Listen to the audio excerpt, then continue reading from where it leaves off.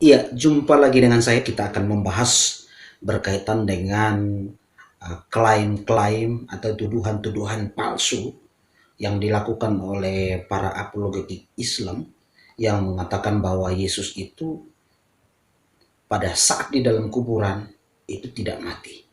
Dan ini juga saya dapatkan dari seorang apologetik Islam terkenal, yaitu Zakir Naik. Dia berkata bahwa Yesus itu tidak mati. Yesus itu pada saat di dalam kuburan itu hidup. Dengan demikian, maka kalau dia mengatakan Yesus hidup pas saat di kuburan, maka ini bertentangan dengan ayat-ayat Alkitab lain yang mengatakan bahwa Yesus mati. Bahkan Yesus sendiri bilang, aku mati tetapi sekarang aku hidup. Akan bertentangan dengan ayat Wahyu 1 ayat 18. Dengan demikian, maka kita menolak hal itu. Tapi apa dasar mereka mengatakan bahwa Yesus itu hidup? Dasarnya adalah ketika pada saat Yesus menjawab orang Farisi dan orang Saduki dan ahli-ahli Taurat, ketika mereka bertanya bahwa berikanlah kepada kami satu tanda. Yesus menjawab mereka, saya tidak akan memberikan tanda bagi kamu, tapi saya hanya akan memberikan salah satu tanda, yaitu tanda Nabi Yunus. Apa tanda Nabi Yunus? Mari kita lihat. Nabi Yunus, kalau kita lihat di dalam Matius 12, itu yang dikutip oleh Zakir Naik, Matius 12, ayat yang ke-38 sampai 40, sampai ayat yang ke-40. Dan di ayatnya yang ke-40, itu dikatakan, sebab seperti Yunus tinggal di dalam perut ikan 3 hari 3 malam, demikian juga anak manusia akan tinggal di dalam rahim bumi 3 hari 3 malam. Ini adalah dasar mereka mengatakan bahwa Yesus tidak mati. Alasannya adalah karena Yunus di perut ikan selama 3 hari 3 malam, dan pada saat itu Yunus berada di dalam perut ikan, itu Yunus berdoa kepada Allah. Dan ini membuktikan bahwa Yunus tidak mati. Maka kalau Yesus mengatakan bahwa sama seperti Yunus, maka berarti harusnya mereka berasumsi seharusnya Yesus pun seperti Yunus. Tapi mari kita lihat perbedaan Yunus dan Yesus. Kalau kita melihat perbedaan bahwa Yunus itu ketika dilempar ke dalam danau atau laut, itu Allah menyuruh ikan dan akhirnya menelannya, dan pada saat itu Yunus memang tidak mati. Karena buktinya Yunus berdoa kepada Allah. Ini membuktikan bahwa dia tidak mati. Dan pada saat itu dia berada di dalam perut ikan selama 3 hari 3 malam. Dan ketika dia keluar, dia memberitakan berita pertobatan kepada bangsa Niniwe. Dan akhirnya bangsa Niniwe ini bertobat.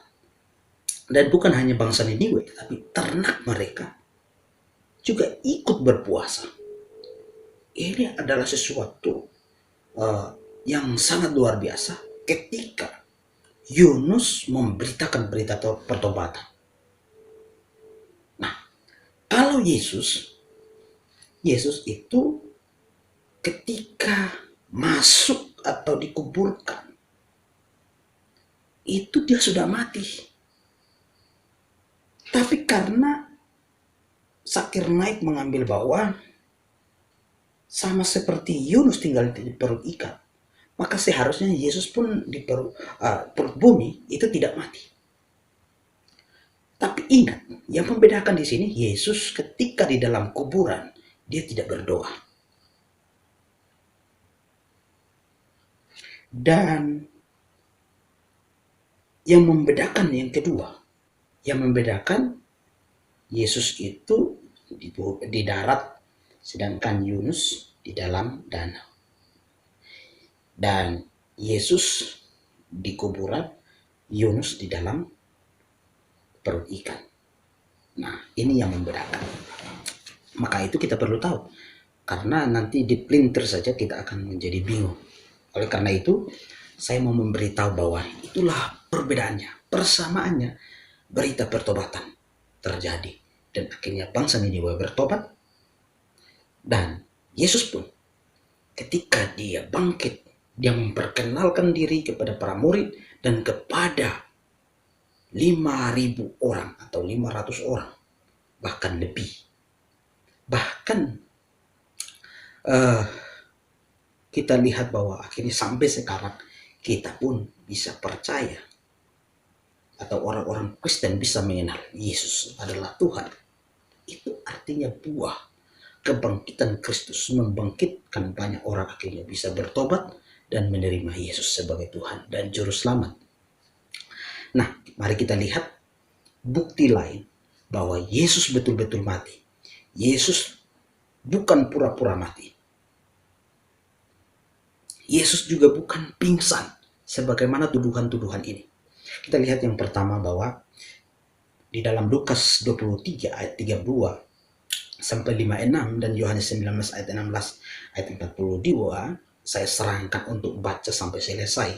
Di situ kita mendapatkan dengan jelas, tapi saya akan memberikan penjelasan singkat. Yang pertama bahwa Yesus mati di kerumunan banyak orang. Artinya Yesus tidak mati dalam keadaan tersembunyi atau hanya ada orang-orang tertentu saja, tidak. Tapi dia mati dan disaksikan oleh banyak orang.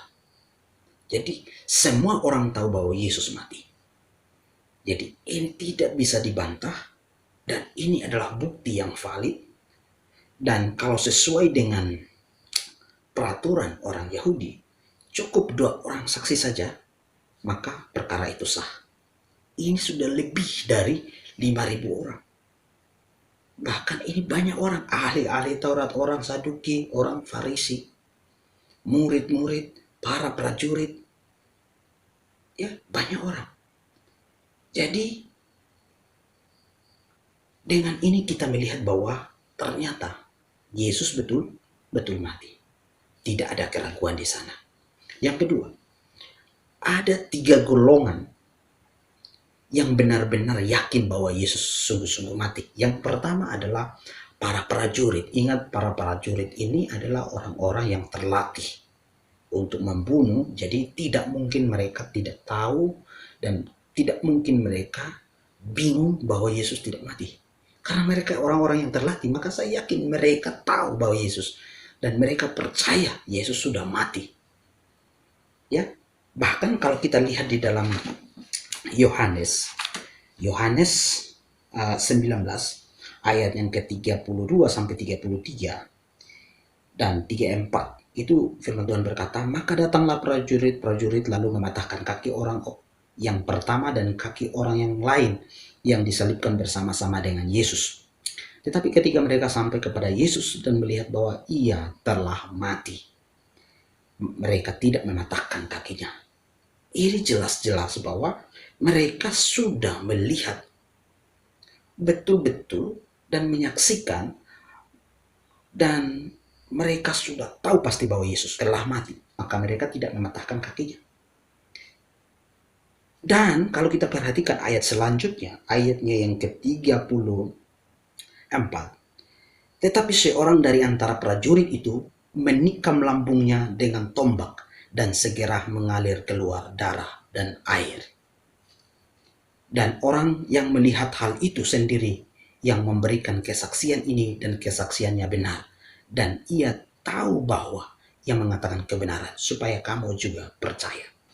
Artinya bahwa ketika dia menikam, dia melihat darah dan air keluar dengan yakin, dan ini adalah bukti, dan dia memberitakan kebenaran itu bahwa Yesus telah mati. Ini adalah bukti yang valid dan tidak terbantahkan. Itu yang pertama, para prajurit juga tahu bahwa Yesus sudah mati. Yang kedua, musuh-musuh Yesus juga ada, yaitu orang-orang Farisi, orang-orang Saduki, ahli-ahli Taurat, para imam. Itu adalah musuh-musuh Yesus. Ya. Mereka juga ada pada saat Yesus disalib, maka mereka yakin bahwa Yesus mati di kayu salib. Yang ketiga adalah di sana juga ada orang-orang yang mengasihi Yesus, yaitu para murid ya. Para murid juga mereka menyaksikan Yesus telah mati. Bahkan kalau kita lihat ada Nikodemus, ada Yusuf, ada Maria Magdalena, ada yang lain-lainnya. Itu mereka ada di sana dan mereka mengikuti semua kejadian itu, dan kematian Yesus mereka saksikan dengan baik, dan ini membuktikan bahwa Yesus betul-betul mati. Jadi tuduhan terhadap Yesus hanyalah pura-pura mati, Yesus hanyalah pingsan, terbantahkan. Jadi apakah Yesus berbohong? Di dalam Matius 12. Tidak. Justru Yesus hanya mau memberitahu bahwa ketika kebangkitannya, banyak orang yang akan bertobat, banyak orang akan menerima dia sebagai Tuhan dan Juru Selamat. Mereka akan percaya bahwa dialah Mesias yang datang. Dia adalah Tuhan. Dan ini membuktikan orang Kristen bisa percaya. Itu artinya bahwa berita itu bisa sampai dan banyak orang akhirnya percaya, termasuk kita saat ini. Dan Yesus pun berkata, "Akulah jalan dan kebenaran dan hidup. Tidak ada seorang pun sampai kepada Bapa kalau tidak melalui aku." Artinya bahwa Yesus satu-satunya jalan ke surga. Bahkan kalau kita lihat di Wahyu 1 ayat 18. Wahyu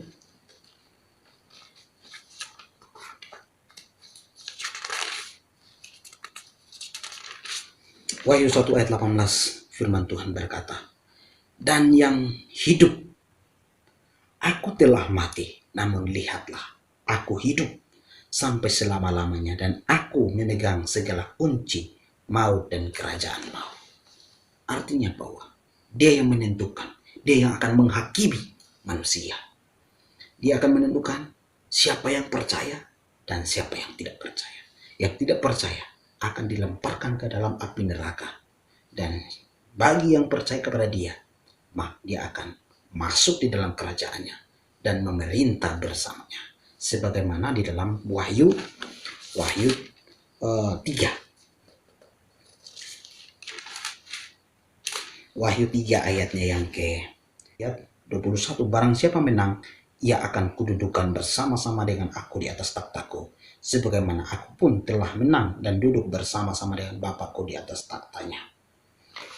Ini adalah suatu jaminan bagi setiap orang yang percaya akan memerintah bersama dia pada saat kedatangan Kristus yang kedua kali. Maukah saudara percaya kepada dia? Inilah saatnya. Jangan keraskan hati, karena hidup kita adalah singkat. Inilah saatnya. Terimalah dia sebagai Tuhan dan Juru Selamat, maka engkau akan mengalami kehidupan kekal. Itu adalah jaminan. Biarlah firman Tuhan ini membawa kita dan meneguhkan iman kita, dan semakin kuat, semakin percaya bagi orang-orang Kristen. Dan mari kita bisa tahu, dan biarlah segala problem, segala yang mendatangi kita dengan segala motif kebohongan-kebohongan, kita bisa menangkisnya karena kita tahu kebenarannya. Biarlah Tuhan memberkati kita.